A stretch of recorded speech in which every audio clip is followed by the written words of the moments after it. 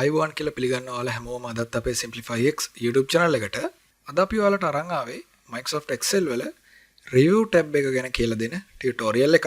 ගොඩක් කට්ටිය සමහරක් විට review tab එක ගැන ලොකුවට දෙයක් අහලා නැතුව ඇති.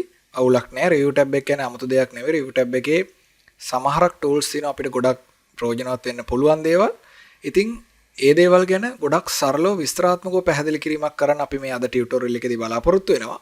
හිතනවා ඔයාලා හැමෝම අපේ ටියුටෝරියල් එක අවසානයට වෙනකම් බලලා මේකෙන් වැදගත් යමක් ඉගෙන ගන්නයි කියලා. right? එහෙනම් ඉතින් අපි Excel වලට ගිහිල්ලා බලමු කොහොමද Excel වල review tab එකත් එක්ක වැඩ කරන්න කියලා. right. අපි දැන් මේ Microsoft Excel open කරන් ඉන්නේ. මුලින්ම ඔයාලට කියන්න ඕන review tab එක ඔයාලට බලා ගන්න පුළුවන් වෙන්නේ මෙතන මේ ribbon එකේ පොඩ්ඩක් දකුණු පැත්තේ කෙළවරට. ඒ කියන්නේ පොඩ්ඩක් අන්තිම හරියේ තියෙන tabs වලට තමයි review tab එක අයිති වෙන්නේ. මෙතන මෙහෙම ගිහලා review tab එක අපිට click කරන්න පුළුවන්. ඒක view එක ගාව තමයි තියෙන සාමාන්‍යයෙන්. වාගේ Excel එකේ settings අනුව පොඩ්ඩක් ඔක තියෙන තැන වෙනස් වෙන්න පුළුවන් එහෙමයි. ඒතර මේකේ තියෙනවා groups. අපි සාමාන්‍යයෙන් Excel වල ribbon එක තියෙනවා.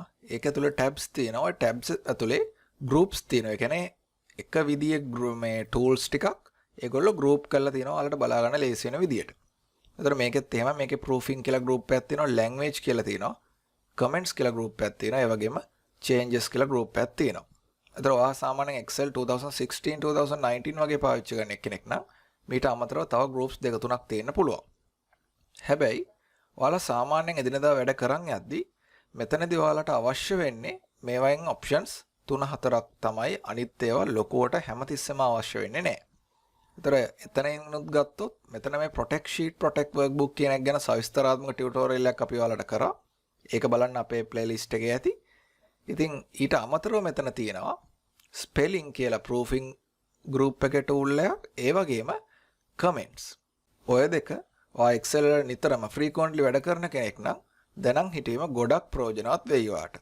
අපි මුලින් බලමු spelling කියන්නේ මොකක්ද කියලා. spelling කියන්නේ ඉතින් ඔයාලට තේරෙනවනේ කියන්නේ මේ spelling mistakes ඉංග්‍රීසි වචන වල අකුරු හරිද වැරදිද කියලා බලා ගන්න option එක තමයි මේක.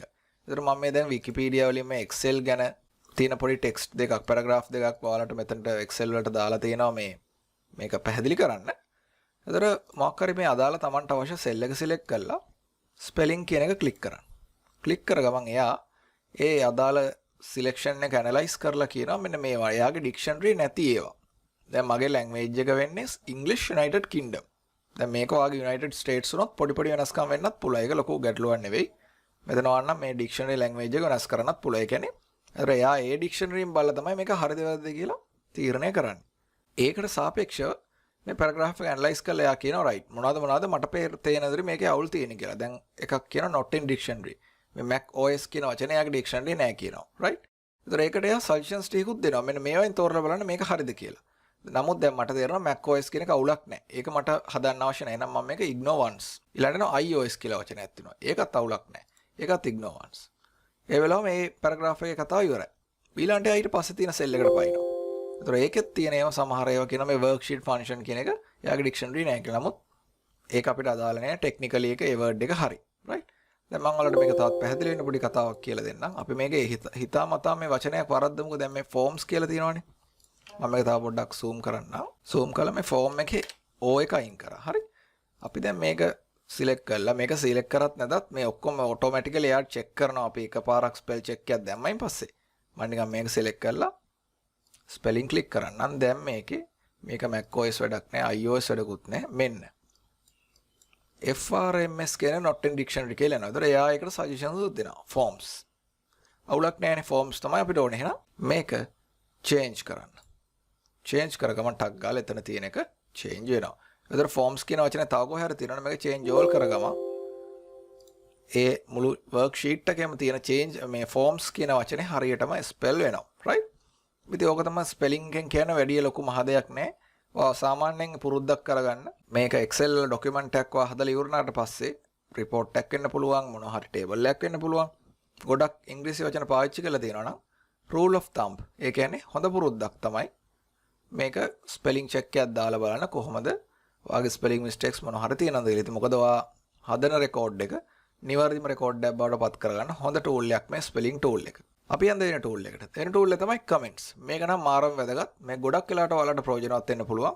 ඒක වෙන්නේ මෙහෙමයි. දැන් හිතන්නකෝ මෙන්න මෙහෙම මොකක් හරි data එකක් මෙහෙම දැම්මා කියලා. දාලා දැන් මේ ෆයිල් එක දෙතුන් දෙනෙක් පාවිච්චිත් කරනවා කියලා හිතන්නකෝ. ඔයා report එකේ භාගයක් හදනවා. ඊට පස්සේ මේක ඔයා save කරලා email කරනවා වගේ work place එකේ තව කාට හරි. එයා තමයි ඊටු භාගෙ හදන්නේ. එතකොට ඔයා හදපු එකේ සමහර දේවල් ඔයානේ හැදුවේ. ඒතර එයා සමහර ඒවා දන්නේ නැති වෙන්න පුළුවන්. උදාහරණයක් විදිහට දැන් මම මෙතන මෙහෙම 1500 කියලා ඉලක්කමක් ටයිප් කරලා තියෙනවා කියලා හිතන්නකෝ. මේ 1500 කියන්නේ මොකක්ද කියන එක සමහරට එයා දන්නේ නැහැ. දැන් මෙතන මේ කොලම් හෙඩර් එකකුත් නැහැ. ඔයාට පුළුවන් කමෙන්ට් කරලා ඒක එයාට අඟවන්න. කමෙන්ට් කරන්න මෙහෙම අදාළ සෙල් එක සිලෙක්ට් කරලා review tab එකේ new comment කියලා තියෙනවා. new comment සාමාන්‍යයෙන් මම නම් පාවිච්චි කරන්නේ ඒකට shortcut එකන shift F2. ඒ මොකද සාමාන්‍යයෙන් ඔයා review tab එකට එන්නේ home tab එකකින් නම් තමයි වැඩ කරන්නේ. ඉතින් මේකට ඇවිල්ලා new comment press කරන කම්මැලි සහ කරදර හින්දා shift F2 පාවිච්චි කරනවා. දැනට අපි new comment click කරමු. click කරගමන් ටක් ගාලා ඔයාගේ user ගේ නම වැටිලා මෙන්න මෙතන comment කරන්න එනවා. අපි තුමු 1500 කියන්නේ this is daily sales amount on 5th June වගේ. right?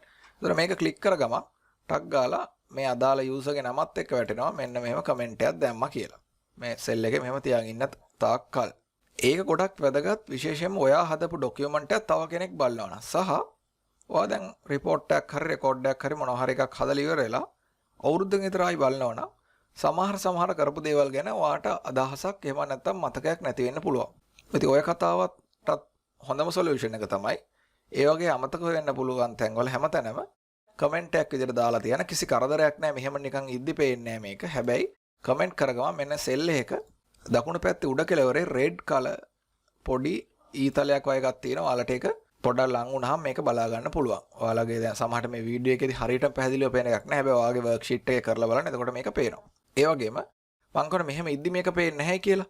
එහෙම නැති කෙනා ඔයාට ඕන කමෙන්ට්ස් ටික ඔක්කොම බලා ගන්න මේ sheet එක තියෙන. එහෙනම් review tab එකේ show all comments කියපු ගමන් දැනට තියෙන කමෙන්ට් කරපු ටික ඔක්කොම ටික මේක පෙන්නනවා.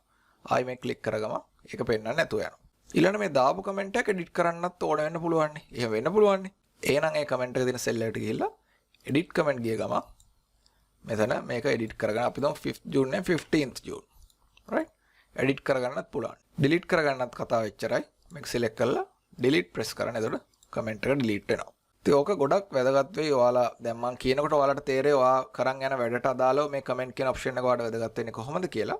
මේකත් use කරන්න මම ගොඩක් advice කරනවා මේ වගේ option එකක් use කරන්න. මොකද ඒතර ඔයාලා කරන දේවල් Excel වල ගොඩක් readable වෙනවා. readable කියන්නේ මේක තව කෙනෙකුට කියවලා තේරුම් ගන්න පුළුවන් සහ ඔයාටම හොඳට තේරුම් ගන්න පුළුවන් තව ටික කාලෙකදී මේක බලද්දි.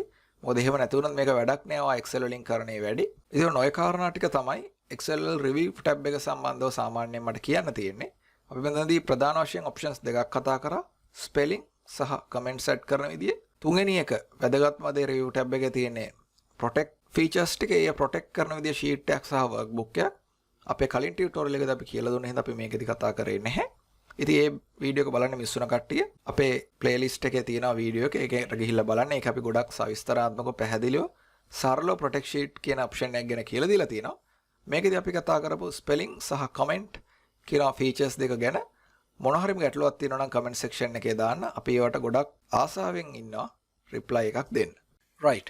එහෙනම් ඉතින් අපි දැන් අද අපේ tutorial එකේ අවසානයේට තමයි ඇවිල්ලා ඉන්නේ. මම හිතනවා ඔයාලා Excel review tab එකේ තියෙන tools ගැන ඒවා පාවිච්චි කරන විදිය ගැන හොඳ අවබෝධයක් ලබා ගත්ත කියලා අපේ වීඩියෝ එකෙන්. මේකේ ප්‍රධානම දේ තමයි මේවා බලලා මේක වීඩියෝ එක බලලා නිකන් ඉන්න එපා. අනිවාර්යයෙන්ම කරලා බලන්න. දැන් අද ගොඩක් සරල ටියුටෝරියල් එකක් ගන්නවා අද අපි කරේ. ඉතින් මේකේ පොඩි දෙයක් විනාඩි 5ක් අරගෙන review tab එකත් එක්ක කොහොමද වැඩ කරන්නේ කියලා පොඩි example data set එකක් දාලා අර spell check එක බලන්න. ඊළඟට අපි protect sheet ගැන කලින් එකක් කරා ටියුටෝරියල් එකක්. ඉතින් ඒකත් බලලා review tab එකේම මේ protect sheets කියන option එකක් තියෙන්නේ. ඉතින් ඒකත් හරියට අත්හදා බලන්න. එතකොට තමන් කරාම තමයි තමන්ට හොඳ experience එකත් එක්ක මේක අර අපි කියනවා අර muscle memory කියලා. ඒ කියන්නේ අර තමන් අර දැන් කෙනෙක් දැන් drive කරන කට්ටිය දන්නවා ඇති හරවනකොට signal දානවා කියන එක අපි හිතලා කරන්නේ නැහැ. නිකන් අර automatically වෙනවනේ. අන්න ඒ වගේ තමයි. ඒතර මේවත් අන්න එහෙම ගන්න ඇඟට. ඒ කියන්නේ කරලා හොඳට memory එකට දාගත්තාට පස්සේ හරි ලේසි ඔයාලා Excel වලින් වැඩ කරද්දී නිවැරදිව සහ කාර්යක්ෂමව වැඩ කරන් යන්න. ඉතින් මේ වීඩියෝ එක ප්‍රයෝජනවත් කියලා හිතෙනවා නම් අනිවාර්යයෙන්ම like එකක් දාන්න, share කරන්න ඔයාලගේ යාළුවෝ අතර එයාලටත් මේ දැනුම ලබා ගන්න. ඒ වගේම අපේ channel එක subscribe කරලා නැත්නම් අනිවාර්යයෙන්ම subscribe කරලා subscribe button එක එහා පැත්තේ තියෙනවා bell icon එකක්. ඒ bell icon එක press කරන්න. ඒතර ඔයාලට පුළුවන් අපේ වීඩියෝ එකක් upload කරපු ගාම email notification එකක් කරා දැනගන්න. එහෙනම් මේ වගේම තවත් ගොඩක් වැදගත් විස්තරාත්මකව ප්‍රයෝජනවත් ටියුටෝරියල් එකකින් අපි තවත් දවසකදී හමු වෙමු.